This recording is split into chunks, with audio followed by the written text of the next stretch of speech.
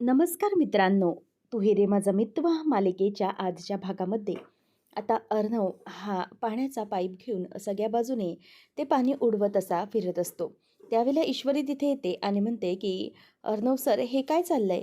तेव्हा आता अर्णवचा तो अंदाज बघून तिला अगदीच मजा येत असते. अर्णव तिच्याकडे बघूनच म्हणतो की मिस इंदोर हे काय मी एन्जॉय करतोय. त्यावेळेला मग ईश्वरी म्हणते की पण अचानक हे सगळं कशासाठी आहे.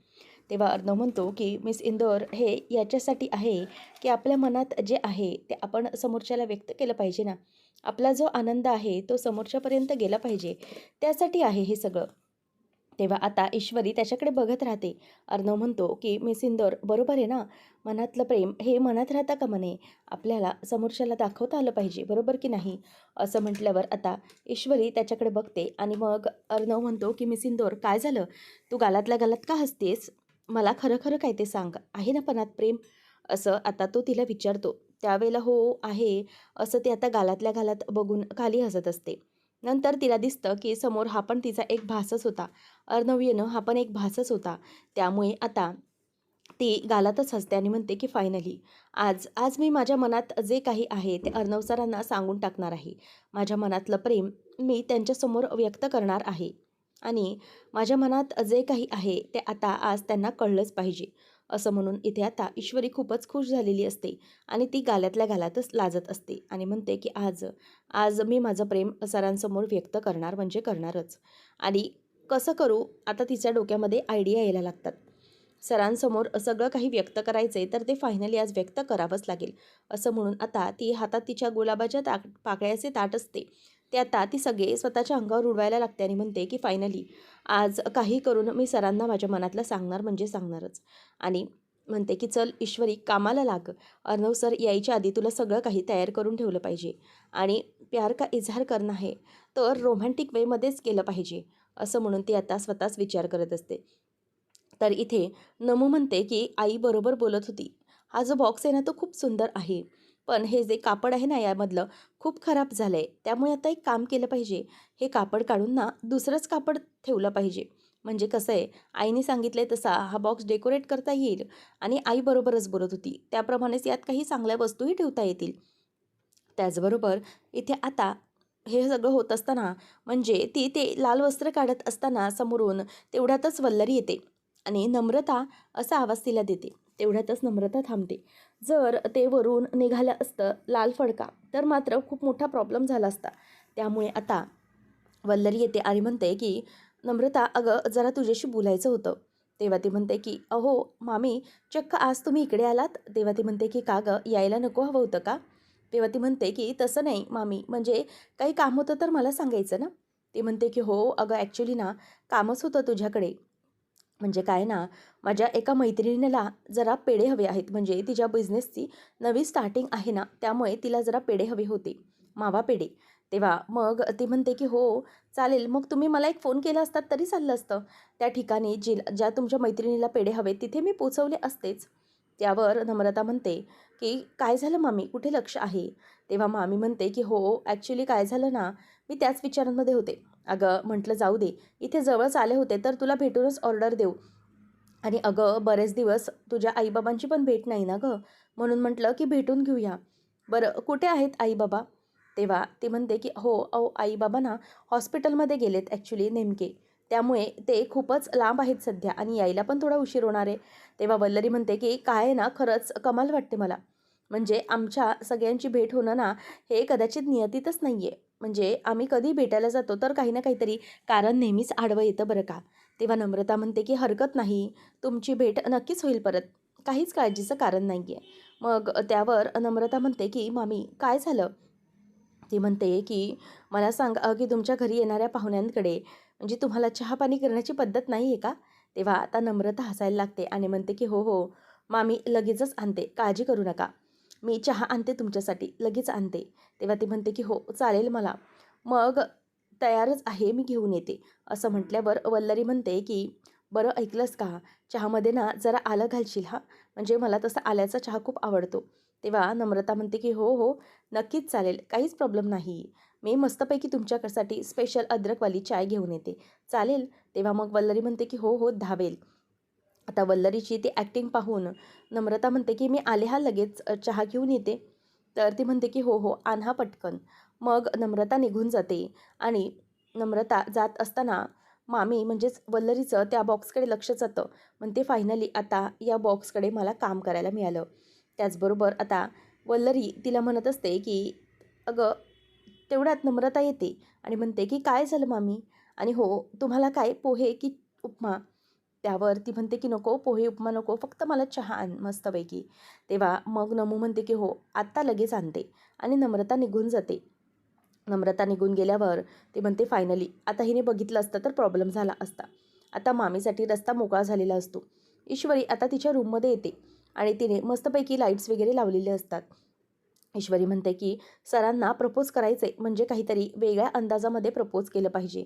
मला काय वाटतं की सरांना सांगायचं आहे ना आपल्या मनातली गोष्ट तर त्यांना एक स्पेशल व्यवस्थित वेने सांगितलं पाहिजे. म्हणजे कसं आहे ना या सगळ्या टोपलीमध्ये गुलाबाच्या पाकळ्या ईश्वरी भरून ठेवत असते आणि तिच्या मनात काही वेगळंच असतं. ती म्हणते की या गुलाबाच्या पाकळ्या सरांच्या अंगावर मस्तपैकी पडल्या पाहिजेत.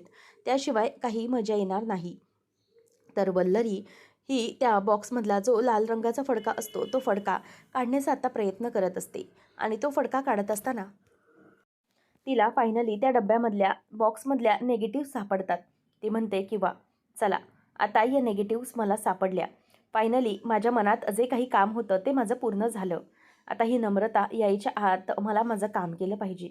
बरं झालं ही वेळ संधी साधून आली नाहीतर मग खूप मोठा प्रॉब्लेम झाला असता. तर इथे नमू मात्र आलं वगैरे किसून तिचा चहा छानपैकी उकळलेला असतो आणि म्हणते की चला झालाय चहा. मामीला घेऊन जाते. खरंच म्हणजे आज सूर्य वेगळीकडेच उगवलेला दिसतो. कारण की आज मामी चक्क आल्यात. तेव्हा वल्लरीचं काम झालेलं असतं. ती बॅगमध्ये त्या निगेटिव्हज ठेवते आणि तेवढ्यातच नम्रता येते आणि म्हणते की हे घ्या मामी मस्तपैकी तुमच्यासाठी आल्याचा चहा. तेव्हा मग ती निघत असते. ती म्हणते की अगं मला ना जरा घाई झाली. नम्रता म्हणते की काय झालं आहे? म्हणजे तुमच्यासाठी चहा आणलाय मी, तो तर पिऊन घ्या. तेव्हा वल्लरी सांगते की अगं तसं नाही, माझ्या अचानक लक्षात आलं गं की मी ना ज्वेलर्सला पेमेंट केलं आहे पण माझा नेकलेसच नाही घेतला तिथून. माझी जरा गडबड आहे मी निघते. त्यावर वल्लरीला ती विचारते मग पेढ्यांच्या ऑर्डरचं काय झालं? तेव्हा वल्लरी म्हणते की मी बघते, मी मैत्रिणीला कन्फर्म करून तुला सांगते. तेव्हा नम्रता म्हणते की अशा काय? मगाशी तर ऑर्डर कन्फर्म आहे म्हणून सांगत होत्या. तर इथे आता ईश्वरी ही तिच्या रूममध्ये आलेली असते. ती म्हणते की वा मला एक छान आयडिया सुचली. सरांना वेगळ्या प्रकारे काहीतरी प्रपोज करण्यासाठी ही जी टोपली आहे ना फुलांची हे मी वरती बांधते. म्हणजे कसं आहे ना यासाठी सरांना छानपैकी डेकोरेशन म्हणजेच करता येईल. जेणेकरून सर इथून आले ना की या रिबिनच्या हेल्पने मी ही टोपली आहे ना त्या टोपलीमधले जी फुलं आहेत ती सगळे काही अर्णव सरांच्या अंगावरती पडतील आणि त्याच प्रकारे ती सगळं काही छान डेकोरेट करत असते. आणि वल्लरी फायनली बाहेर पडते आणि तिने त्या नेगेटिव्हजमधून कॉपीज तयार करून घेतलेल्या असतात आणि म्हणते की इतके दिवस मला धाकधूक होती की काय होते, ईश्वरीला घराबाहेर काढता येतं की नाही. पण नाही, आज तो माझा संशय जो काही होता तो संपला. ईश्वरी फायनली घराबाहेर जाणारच आहे. सगळेजण आमची ओल्ड लेडी सगळ्यांनी आता त्या ईश्वरीला स्वीकारले ना. आता बघाच मग मी कसं त्या ईश्वरीला तुमच्या मनातून उतरवते ते. तुम्ही बघतच राहा असं म्हणून आता मामी ही खूप खुश असते आणि फायनली ती त्या निगेटिव्हज बघते आणि त्यामध्ये तिला दिसतात की अर्णवच्या बाबांचे आणि सुप्रियाचे फोटोज असतात. ते म्हणते की चला फायनली ईश्वरी आता घराबाहेर जाण्याची वेळ आली. अर्णव स्वतः तिला आता घराबाहेर काढणार आहे. ती खूपच खुश असते. त्यानंतर आता इथे वल्लरी ही घरी पोचलेली असते आणि कसलाही वेळ न घालवता तिला हे सगळं काम करायचं असतं आणि ती रिक्षावाल्याला पैसे देते आणि चेंज त्याला तसेच ठेवायला सांगते कारण ती आज खूपच खुश असते. आता ईश्वरीने छानपैकी साडी वगैरे नेसून छान तयारी करून अर्णवची ती वाट बघत असते आणि हातात तिच्या गुलाबी फुलं असतात. कारण की गुलाबी फुलं ही कशाप्रकारे अर्णवसमोर द्यायची, ही लाल फुलं ही अर्णव सरांना खूप आवडतील आणि त्याचप्रमाणे हे प्रेमाचं प्रतीकही आहे असं ईश्वरी आता विचार करत असते. त्याच वेळेला मग आता इथे ईश्वरी हा विचार करत असताना तिला खूप आनंद होत असतो आणि तेवढ्यातच ती मनातच म्हणते की नाही काही झालं तरीही आता अर्णव सरांना आज मी माझ्या प्रेमातलं मनातलं सांगणार.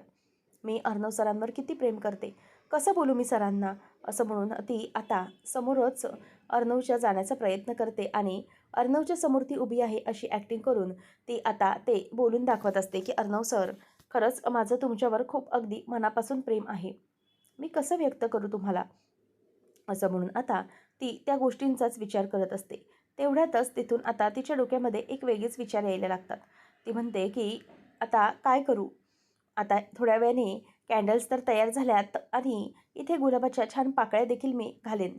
म्हणजे अर्णव सर यायच्या वेळेला ते अगदी फ्रेश दिसतील. आणि अजून काय करू? इथे लाईट्स वगैरे एवढ्या बस झाल्या ना, सगळं काही ती डेकोरेट करण्यासाठी मनापासून विचार करत असते. आणि तेवढ्यातच ती समोर आरशात जाऊन उभी राहते. स्वतःला निहाळते आणि म्हणते की हो, अगदी अगदी योग्य दिसते मी.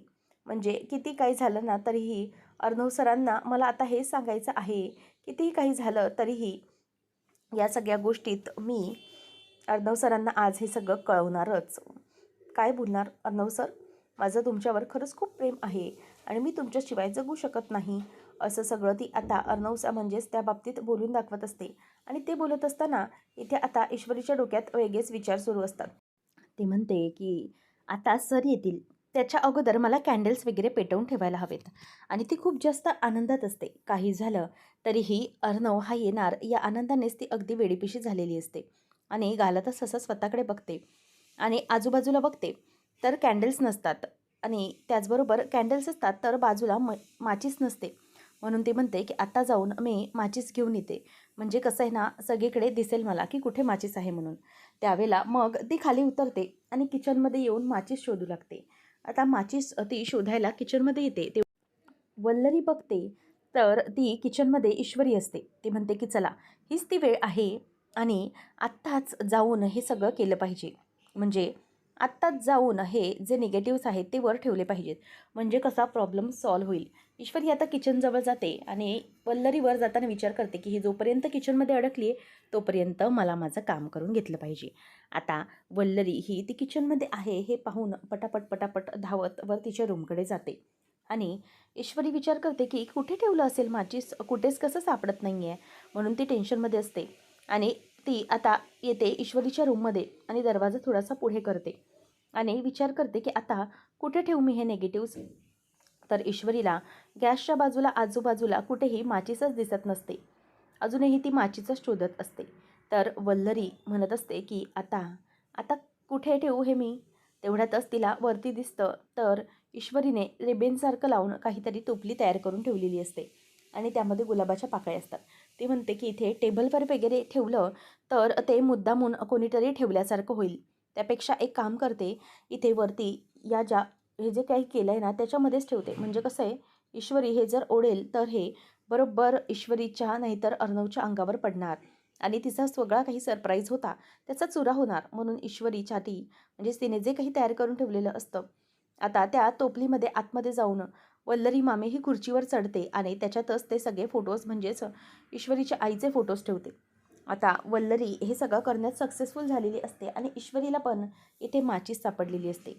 म्हणूनच ती आता जाऊन बघते तर ईश्वरी विचार करते की नेमकं काय, आता माचीस इथे आहे. म्हणून ती कपाट उघडते. फायनली माचीस मला सापडली. अर्णव सर यायच्या आत असं म्हणून ती आता पुन्हा तिच्या रूमकडे जायला निघते. वल्लरी खुश होते आणि म्हणते की ही ईश्वरी आत तिथे आहे तोपर्यंत तरी माझं काम झालं. आता मात्र मजा येणार आहे. ईश्वरी ही रिबीन ओढणार आणि ती ओढल्यानंतर जी काही मजा येणार आहे ना ते पाहून खरंच खूप बरं वाटणार आहे मला. आणि फायनली आता अर्णवसमोर सगळं सत्य येणार आहे.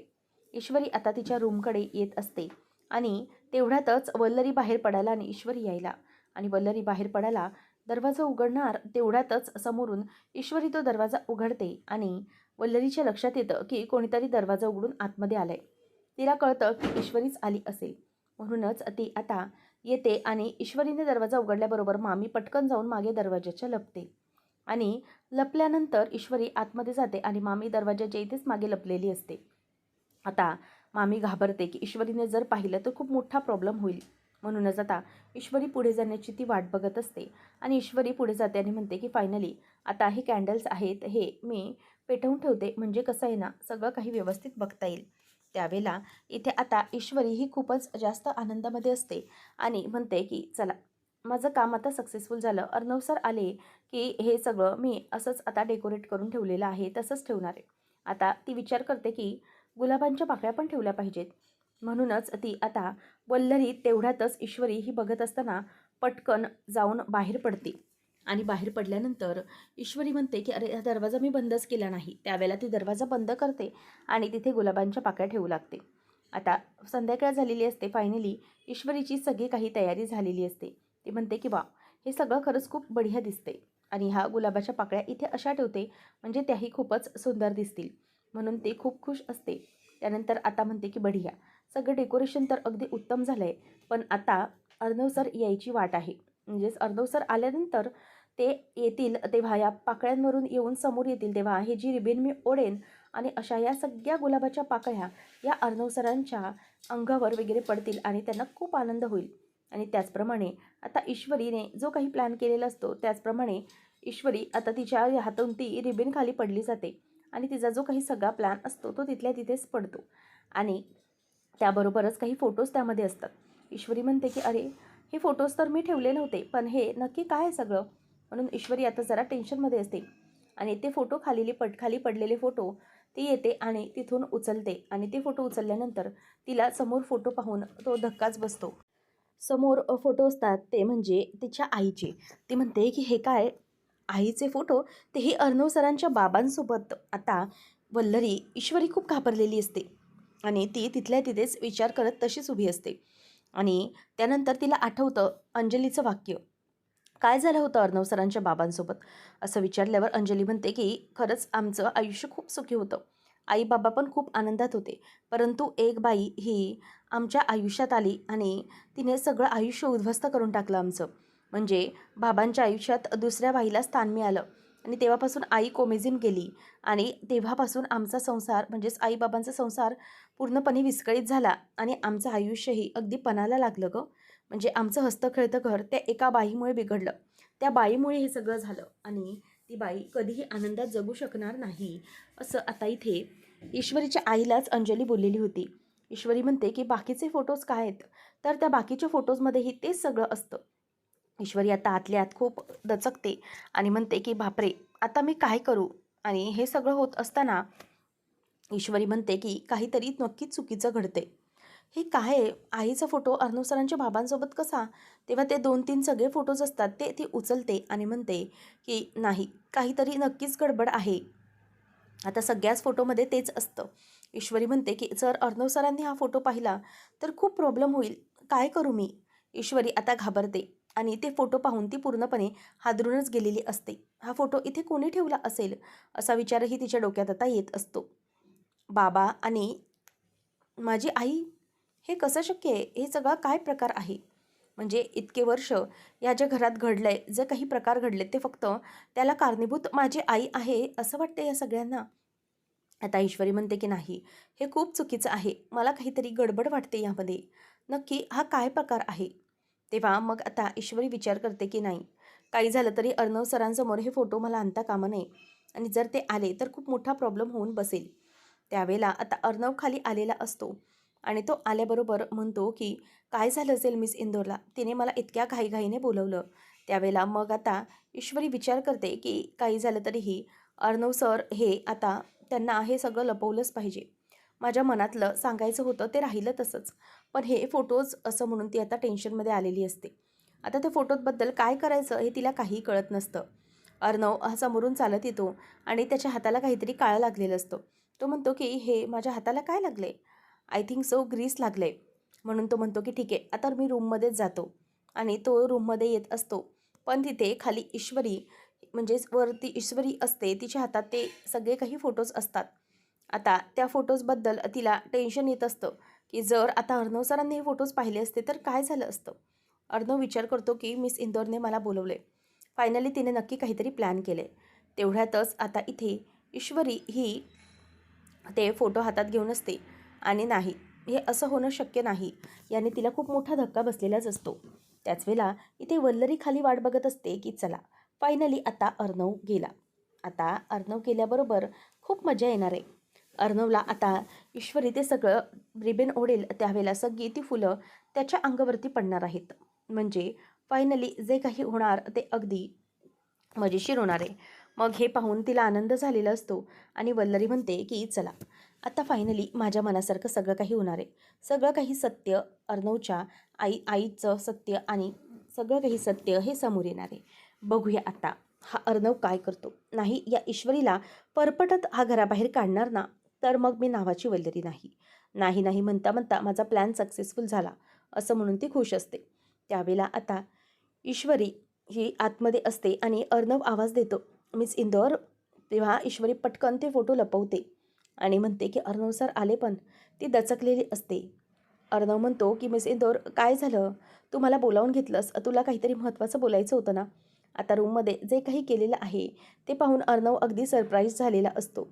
ईश्वरीला तो विचारतो की मिस इंदौर काय झालं, पण तिचं तोंड अगदी बंद असतं. पुढच्या भागात आपण पाहणार आहोत. अर्णव म्हणतो मिस इंदौर अगं काय झालं, तू तर मला म्हणालीस की अर्णव सर काहीतरी तुम्हाला सांगायचं आहे महत्त्वाचं. मग काय सांगायचं आहे मिस इंदौर, स्पीकअप, बोल ना काय सांगायचं आहे तुला. तेव्हा ईश्वरी म्हणते की हो सर मला तुम्हाला काहीतरी सांगायचं आहे. तेव्हा मग अर्णव म्हणतो की हो मिस इंदौर बोल काय सांगायचं आहे. त्यावेळेला आता ईश्वरी ही म्हणते की अर्णव सर मला तुम्हाला सांगायचं आहे की तेवढ्यात ती चक्कर येऊन खाली पडते. आणि मग अर्णव म्हणतो मिस इंदौर काय होतंय तुला, कसला त्रास झाला आहे तुला, असं म्हणून आता तो तिला उठवत असतो. त्याच वेळेला आता डॉक्टर ह्या ईश्वरीला चेक करत असतात आणि ईश्वरी गाढ झोपलेली असते. डॉक्टर म्हणतात की यांना खूप टेम्परेचर आहे आणि यांना खूपच अगदी धक्का बसल्यासारखं झालं आहे. त्यामुळे वेळोवेळी यांना मेडिसिन्स देत राहा, इंजेक्शन्स दिलेत मी आणि त्यांना आराम करू दे, म्हणजे त्यांना लवकरात लवकर टेम्परेचर त्यांचा कमी होईल. डॉक्टर असं बोलून निघून जाते. अर्णव बघतो तर ईश्वरीचं टेम्परेचर अजूनही कमी झालेलं नसतं. अर्णव विचार करतो की मिस इंदौर तुला काय झालं असेल, असं अचानक ताप कसा आला तुला. आणि जर तुला काही झालं ना मिस इंदौर तर मी खरंच सांगतो मी कधीच जगू शकणार नाही तुझ्याशिवाय. असं म्हणून आता अर्णव हा खूप टेन्शनमध्ये असतो आणि तो गणूबाप्पाला हात जोडून रिक्वेस्ट करतो, हे गणपती बाप्पा मी आजपर्यंत तुझ्याकडे कधीच हात जोडले नाही, परंतु आज मिस इंदौरसाठी जोडतोय. प्लीज तिला लवकर बरं कर, कारण तिच्याशिवाय मी जगू शकत नाही प्लीज. अशाच मालिकांच्या अपडेट्ससाठी आता चॅनलला सबस्क्राईब करा.